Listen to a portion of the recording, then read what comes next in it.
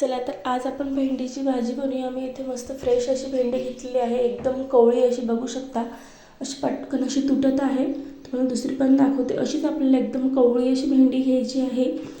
छान मस्त अशी भाजी होते। कवळी भेंडी घेतलेली आहे, एकदम फ्रेश अशी मी स्वच्छ 2 पाण्याने धुवून वहीला पुसून घेतलेलं आहे, कोरडं करून घेतलेलं आहे एका भेंडीला मी। चला तर आता कट करून घेऊ आपण भेंडी। मस्त छान अशी मीडियम साईजची भेंडी मी कट करून घेतलेली आहे। बघू शकता, जास्त आपल्याला जाडसरही कट करायची नाही व जास्त अशा पातळसर आपल्याला फोडी करायच्या नाही। अशाच प्रकारे मीडियम साईजची भेंडी आपल्याला कट करून घ्यायची आहे। तेल असं छान गरम झालेलं आहे, त्यामध्ये मी एक कांदा घातलेला आहे कट करून। लालसर कांदा होईपर्यंत आपल्याला परतवून घ्यायचा आहे। छान मस्त असा कांदा आपला लालसर झालेला आहे। आता यामध्ये मी कढीपत्त्याचं एक पान घालत आहे, पूर्ण म्हणजे 5 ते 6 पानं घालत आहे मी कढीपत्त्याचे।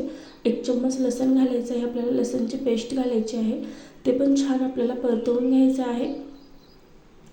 तर मी कमी गॅस केलेला आहे।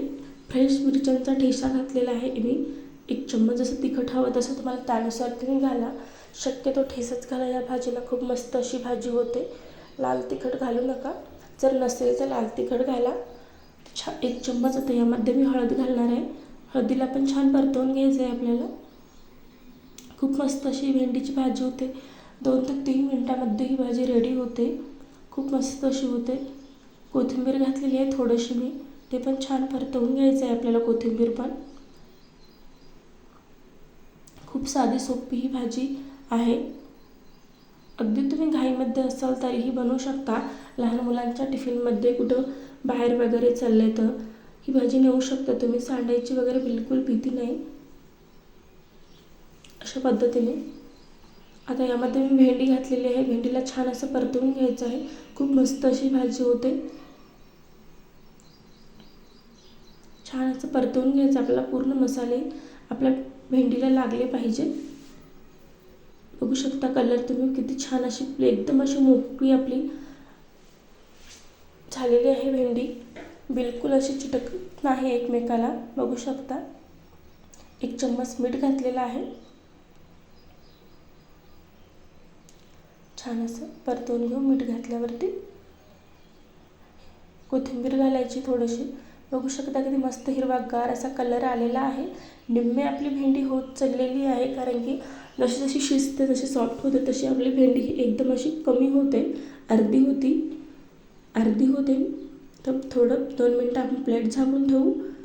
चला तर चेक करू। मस्त अशी आपली भाजी ही रेडी झालेली आहे भेंडीची। बघू शकता किती मस्त अशी झाली। नक्की तुम्ही अशा पद्धतीने एक वेळेस ही भेंडीची भाजी बनवून बघा। चला तर पुन्हा भेटू पुढच्या व्हिडिओमध्ये। जिरा पावडर घातलेला आहे मी 1 चम्मच।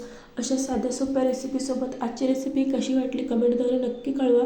व्हिडिओ जर तुम्हाला आवडला असेल तर एक लाईक करा, शेअर करा, चॅनलला सबस्क्राईब करा। अशाच नवीन रेसिपी तुम्हाला बघायला मिळतील। बघू शकता किती मस्त अशी भेंडीची भाजी आपली रेडी झालेली आहे।